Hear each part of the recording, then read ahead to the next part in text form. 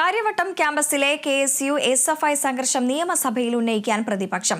അടിയന്തര പ്രമേയത്തിന് M Vincent MLA notice നൽകി. വിവരങ്ങളുമായി വിഷ്ണു കരുണാകരൻ ചേരുന്നു. വിഷ്ണു, SFI KSU സംഘർഷമാണ് നിയമസഭയിൽ പ്രതിപക്ഷം ഉന്നയിക്കാൻ പോകുന്നത്. വിശദാംശങ്ങൾ എന്തൊക്കെയാണ്?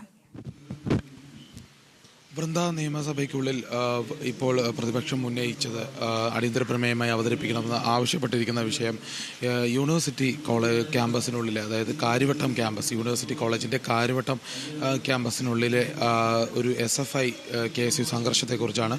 ഈ ഒരു സംഘർഷത്തിൽ വലിയ രീതിയിലുള്ള പ്രശ്നങ്ങൾ നേരത്തെ ഉണ്ടായിരുന്നു. സംഘർഷത്തിന് പിന്നാലെ KSU പ്രവർത്തകനെ പരിക്കേറ്റു, മർദ്ദനമേറ്റു. അതിനുശേഷം KSU ഇത് ശ്രീകാര്യം പരിധിയിലുള്ള സ്റ്റേഷനിലേക്ക് മാർച്ച് നടത്തി. മാർച്ചിനുള്ളിൽ തന്നെ എം വിൻസെന്റ് MLA അടക്കമുണ്ടായിരുന്നു. അതിൽ അദ്ദേഹത്തിനും പരിക്കേറ്റ സാഹചര്യമുണ്ടായി. ആ വലിയ സംഘർഷത്തിലാവുന്ന ശേഷം MLA അടക്കമുള്ളവർക്കെതിരെ കേസെടുത്തിരുന്നു. ഇതിനെ തുടർന്നാണ് ഇന്ന് അടിയന്തര പ്രമേയമായി വിഷയം സഭ നിർത്തിവെച്ച് ചർച്ച വേണമെന്ന് ആവശ്യപ്പെട്ട് പ്രതിപക്ഷം ഇന്ന് സഭയിൽ നോട്ടീസ് നൽകിയത്. ഏതായാലും അതുമായി ബന്ധപ്പെട്ട കാര്യം പരിഗണിക്കണോ വേണ്ടയോ എന്നുള്ള തീരുമാനത്തിലേക്കാണ് ഇപ്പോൾ കടന്നുകൊണ്ടിരിക്കുന്നത്. അതോടൊപ്പം തന്നെ ചോദ്യോത്തര വേളയിൽ വിവിധ വിഷയങ്ങളും ഇന്ന് നിയമസഭയിൽ ഉന്നയിച്ചിട്ടുണ്ടായിരുന്നു. ചോദ്യോത്തര വേളയിൽ തന്നെ ഈ 3-2 സപ്ലിമെൻ്ററി അലോട്ട്മെൻറ്റ് കഴിയുന്നതോടുകൂടി +1 അപേക്ഷ എല്ലാവർക്കും അഡ്മിഷൻ ലഭിക്കുമെന്നാണ് ചോദ്യത്തിന് മറുപടിയായി മന്ത്രി V. ശിവൻകുട്ടി അറിയിച്ചത്. മലപ്പുറം ജില്ലയിലെ സീറ്റ് ക്ഷാമം പരിശോധിക്കാൻ 2 ഉന്നത ഉദ്യോഗസ്ഥരെ നിയോഗിച്ച കാര്യവും 2 ദിവസത്തിനകം റിപ്പോർട്ട് ലഭിക്കുമെന്നും അദ്ദേഹം വ്യക്തമാക്കിയിട്ടുണ്ട്. ഏതായാലും തുടർ നടപടി സ്വീകരിക്കുമെന്ന് തന്നെയാണ് മന്ത്രി വ്യക്തമാക്കിയിട്ടുള്ളത്.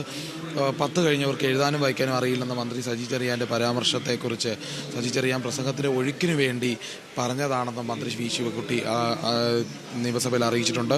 മന്ത്രി സജി ചെറിയാനും ഇതിനൊപ്പം മറുപടി നൽകിയിട്ടുണ്ട്. ഒരു കുട്ടി തൻ്റെ വീട്ടിലെത്തി അപേക്ഷ എഴുതി തന്നു. അപേക്ഷയിൽ വ്യാപകമായ അക്ഷരത്തെറ്റുണ്ടായിരുന്നു എന്നാണ് അദ്ദേഹം പറയുന്നത്. ആ പ്രയാസത്തിലാണ് പ്രസംഗത്തിൽ എഴുത്തും വായന അറിയാത്ത ചില കുട്ടികളുണ്ടെന്ന് പറഞ്ഞു പോയതെന്നും അദ്ദേഹം വ്യക്തമാക്കുന്നുണ്ട്. ഈ കാര്യവുമായി വിവാദവുമായി ബന്ധപ്പെട്ട കാര്യത്തിൽ അദ്ദേഹം ഇപ്പോൾ ഒരു വ്യക്തമായ ഒരു മറുപടി നൽകിയിട്ടുണ്ട്. അത് കേരളത്തിലാകെയെന്നാണെന്ന് പറയേണ്ട കാര്യമില്ല. UDFൻ്റെ കാലത്തും ഓൾ പാസ് കൊടുത്തിട്ടുള്ളൊരു സാഹചര്യം ഉണ്ടായിരുന്നു എന്ന് അദ്ദേഹം ചൂണ്ടിക്കാട്ടുന്നുണ്ട്.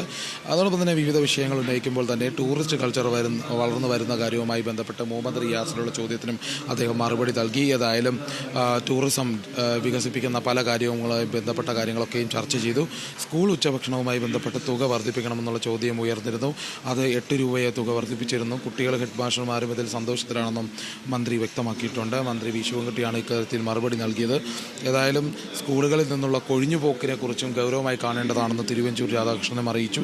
സർക്കാർ മേഖലയിലും എയ്ഡഡ് മേഖലയിലും കുട്ടികളുടെ കുറവ് ഇല്ല എന്നാണ് മന്ത്രി ശിവൻകുട്ടി ഇതിന് മറുപടി നൽകിയത്. പ്രതിപക്ഷ നേതാവും CBSEയിൽ നിന്നും സ്റ്റേറ്റ് സിലബസിലേക്ക് വരുന്ന കുട്ടികളുടെ എണ്ണത്തിൽ വലിയ കുറവുണ്ടായെന്ന് വ്യക്തമാക്കുന്നുണ്ട്. ഇതേ ഘട്ടത്തിൽ അങ്ങനെ ഒരു കുറവുണ്ടായിട്ടില്ലെന്നും വിദ്യാഭ്യാസ മേഖലയിൽ മികച്ച രീതിയിൽ തന്നെയാണ് മുന്നോട്ട് പോകുന്നത്, കുട്ടികളുടെ കുറവില്ലെന്നുമാണ് വിദ്യാഭ്യാസ മന്ത്രി വ്യക്തമാക്കിയിട്ടുള്ളത്. ഇത്തരത്തിലുള്ള വാദപ്രതിവാദങ്ങളാണ് ചോദ്യോത്തര വേളയിൽ ഉണ്ടായിരുന്നത്. ചോദ്യത്തിന് കൃത്യമായ മറുപടി സർക്കാരിൻ്റെ ഭാഗത്തുനിന്നുണ്ടായിട്ടുണ്ട്.